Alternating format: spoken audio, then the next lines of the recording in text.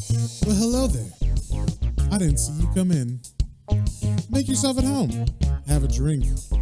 While I give some attention to some underappreciated characters and storylines that I personally love. And I hope you grow to love as well. Hey there, everybody. Just letting you know the podcast you're about to listen to is the free version. And all that means is that this is way behind where I'm at in the actual Patreon version. So if you're liking these Hellblazer episodes and you need to have some more, you can't get enough John Constantine, then fear not, I got you covered. Go over to patreon.com/playdstrains and sign up for the Hellblazer tier, where we are at least 30 issues ahead of wherever we're at in the free version. And once again, you can find those at patreon.com/playdstrains all one word. All right, enough of that. Let's get into some Hellblazer. Hey there, everybody. Welcome back to another episode of Matt's Minis Hellblazer. Today, we're reading Hellblazer number 9, and we see on the cover here, John looks like he's going through some kind of pain. He's holding his head, and his eyes are closed, like he's wincing really hard, and he's leaning against a building. And then there's a bunch of people in the background kind of looking and staring at him. And just a recap of last time, John was in the hospital after jumping off of a train because he was being haunted by his past. And while in the hospital, the demon Nergal came to him and made a deal. And that deal was for John to fight the Resurrection Crusade by allowing Nergal to inject him, I guess, or infuse him with demon blood. So he actually took his own blood, Nergal did, and put it in an IV and put it in John's veins. And initially, John was like, hot dog, and he liked the feeling of it. It gave him like kind of a rejuvenation instantly. All of his wounds healed and everything. But we see on the first page here that apparently he ain't feeling too good anymore. When he got out of the hospital, he was on his way to Glastonbury, but apparently he got waylaid because he's not feeling too good now. He is walking through some kind of town that's getting broken up by a lot of construction equipment, so it must be like a rundown area, and he is looking pretty rough. I think finally the demon blood is kind of affecting him, and he's realizing what he did. He's like, holy shit, like I have demon blood in me now. I'm like tainted, and this is going to be crazy. And then also we find out when he looks at the date in the newspaper, when he goes to a bar, he realizes it's his 35th birthday, and he says, I'm 35 years old and totally shot to hell. And that is the name of the issue, Shot to Hell. So we see the writer is Jamie Delano, and the artist is John Ridgway, inks by Alfredo Alcala. And so he gets a beer pretty early in the morning.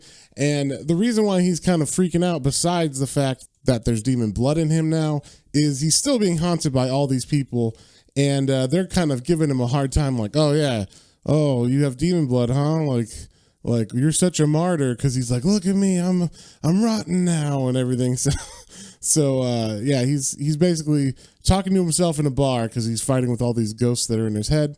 And one of the ghosts is his buddy. I don't even know if I mentioned this in the last one, but a couple issues ago, his buddy Ray, who was letting Zed and him stay in his apartment, was beaten to death by the Resurrection Crusade when they came to steal Zed. So they were like, oh, you're gay, we don't like you. And so they beat him up.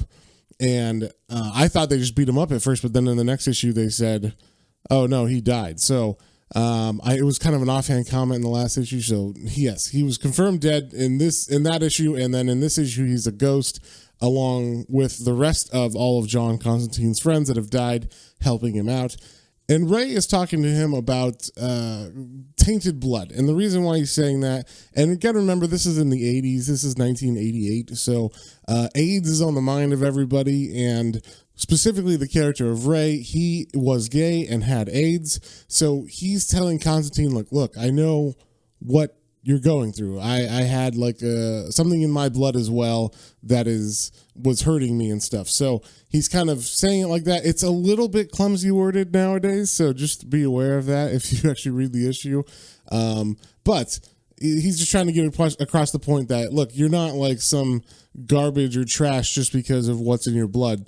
And but John is still not ready to hear that message. He's definitely trying to wallow in his sadness right now, which is why he's walking through this town that's literally being demolished as he's walking around it. he goes back to his motel room, and we get an iconic scene from the movie. If you actually remember, in the movie, Keanu Reeves played Constantine, and in that, there was a scene where he took a glass and trapped a spider under it, and then breathed smoke under the spider to torture the spider because he was feeling tortured and whatnot, and he figured, I'm going to hurt something else. So that's what happens in this. Constantine takes a glass and puts it over a roach in the comic, and then breathes smoke under the glass to torture the roach. But as he does that, a pile of his laundry begins to morph into the shape of a human. So he's like, what the hell? And he's being chased by his imagination, basically. These things are not actually chasing him. But he runs out of the motel, and he's all going crazy, like, help me! And the people at the front desk are like, what the hell's wrong with that guy? And the clothes apparently are actually chasing him, so it looks like they're just blowing behind him, maybe. That's what the other people think.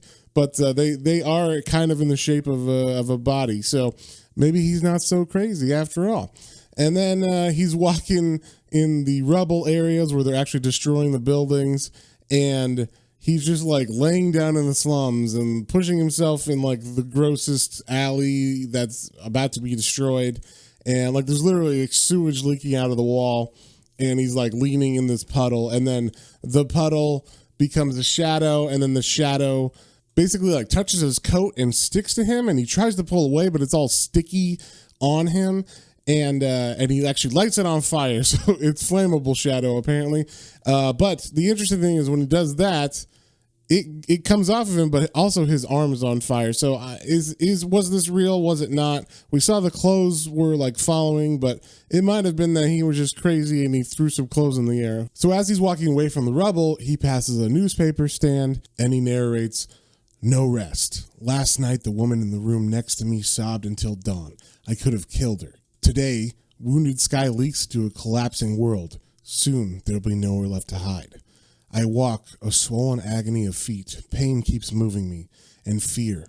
Once fear has gotten your scent, it's never far behind." And as he thinks that, some newspapers from that newspaper stand he passed earlier blow off the stand, and then they proceed to become like in the shape of a person, just like the laundry did earlier.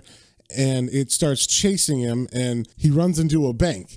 And he shuts the door on the newspapers, and they just blow by. So it seems apparent that some of this is in his mind, but these figures that are appearing are not, because in the next moment, we see the bank teller who had like her cash drawer open is screaming because the money starts flying out of the drawer and also becomes person-shaped and starts chasing Constantine. So it seems we have confirmation that this is actually happening. All the people are registering this too on their faces. They're like, holy crap, the money. And then they start like jumping towards it, like grab it, like, and then they tear it apart because obviously it's money and they want it.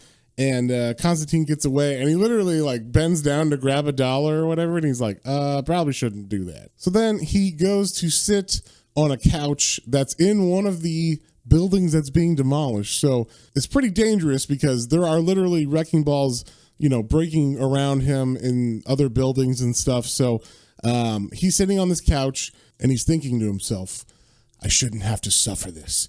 It's not my duty. I don't owe anyone. Enough's enough. No more choices. It's over. Once I chose to be Magic's consort. Then there was passion, good times. Now I'm all shagged out, grown old before my hour. But she, cruel immortal, whirls vibrant on her way, while I fall prey to welcome entropy.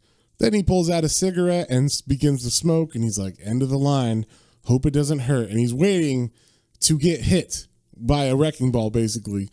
Then someone yells, you bastard, you pathetic whining bastard. And who is it? But it's the ghost of his past self, or maybe his alter ego. And it's literally a more dapper version of John, his classic looking self with the slick back hair and everything. And basically this one's just like, look, you're John Constantine. You can figure this out. Stop wallowing and feeling sorry for yourself. He says, you selfish, spineless git. What right have you got to just down tools and quit? Okay, so 20 years ago, you got into all this crazy stuff and it was strictly for the laughs and the sex. But it's not a stable universe, kid. I thought you knew. Christ, what an utter wanker. First sign of trouble and you're down on your knees licking the devil's arse. So he's basically just giving himself a little pep talk and telling him to stop being a whiny bitch. So John didn't appreciate that pep talk, though, and he's like, piss off. There isn't any choice. And anyway, it's my life, and I'll do what I want. And his dapper ghost self says, that's where you're wrong, chum. It's my life, too. You've killed off everyone who ever cared for you. Now you want to kill me as well? No chance. You could crack this thing, you know. If you wanted to, you could use your noodle, chum. Think about the prophecy and the girl. I know you like to think about the girl. And so basically he's saying, look, it's not just your life. It's my life because it's literally him. But also Zed. You know, you like Zed. And instantly Constantine's like, bastard. And so he's basically like, he knows he's right. He's got to pick himself up and get to saving Zed because he does care about Zed. And if anything, he doesn't want her to die just for knowing him, just like all his other friends. So he walks out of the room, and instantly after he walks out, a wrecking ball comes through and destroys where he was sitting. You see on the next page, Constantine is a new man. He is showered, shaved. He looks dapper again. So he goes to the airport. He flies to Glastonbury. Now, in Glastonbury, we cut to Zed, who is now fully, like, brainwashed, we'll say, and she fully believes the message, but every now and then, she remembers this man Constantine, who she had a relationship with, and she's like, he's gonna come for me, you know, like every now and then that little spark happens, and then like it's pushed down by her new re-education that she went through. And every day she walks the grounds of this compound, which is surrounded by barbed wire, which is always a good sign. It's very bleak looking over here, and she sees a tree that looks like it has a person next to it, and she's like, is that him? But no, it was just a scarecrow. And as she's walking back, she walks past the tree, and Constantine says, hey, kid. And so he actually appeared on the grounds. I don't know how he got there, but I should also mention that the reason why the Resurrection Crusade is here, I think I've said it before, but the reason why they want her is because she's supposed to be the new Mary that gives birth to the second coming of Christ, I guess. So that's what the prophecy said. So that's why they wanted her. So Constantine appears, and she's very happy. She's like, John, how did you get here, you know? And he's like, what? You think I was dead? Nah, not me, kid. I've come to break you out. And so she's like, I think I can't because I've decided what I have to do. It's what I was born for. Please don't make me. And John's like, no, darling, I wouldn't make you. I understand, you know, you got to play your role, which is, you know, the Son of Man Part 2. And she's like, don't be bitter. He's like, no, I'm not. I'd probably do the same if I was you.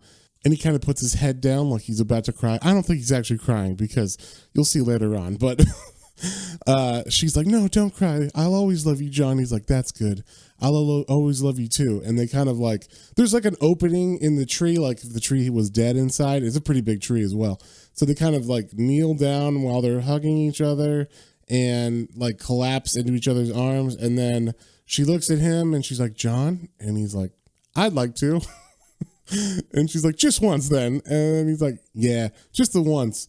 And they proceed to start making out, and obviously they're going to make loves. But the interesting thing is that John is now tainted with devil's blood, where the demon's blood is in his veins. So he knew this, obviously. He was trying to get her to sleep with him because he knows the second an angel comes down and tries to get with her to have an immaculate conception or whatever happens, the angel's going to realize that she's been tainted with demon seed or demon blood or whatever. And Constantine knew that, and that was his plan after he talked to himself. That was what he came up with. So after they're done making love, he leaves, and he's like, I leave her sleeping. If she wakes, I might just change my mind. Goodbye. Sure sign I must be on the mend. I'm already back playing the old trader's game. So as he walks away, he's in his classic trench coat, and he's smoking. Then we cut back to London where he's in his apartment again, and he's like, all the way back to London, I tell myself I've no regrets. By the time I get into the flat, I can almost believe it's true. Almost, but not quite. The enormity of what I've done appalls me. If not for me, she could have been the mother of God. Christ, That demon's devious. He knew I'd never kill her. He healed me with his blood just so that, loving her, I'd taint her, knowing that no angel would ever come where I'd spilled my poison seed. So the Crusaders' Messiah is knocked back and the damnation army holds all the aces. Not good. So while he's thinking this, he is looking for a cigarette and he can't find one. He's like, I'm out. And there's like a carton of cigarettes on his coffee table. So he goes to get some new ones and something begins to sprout out of it.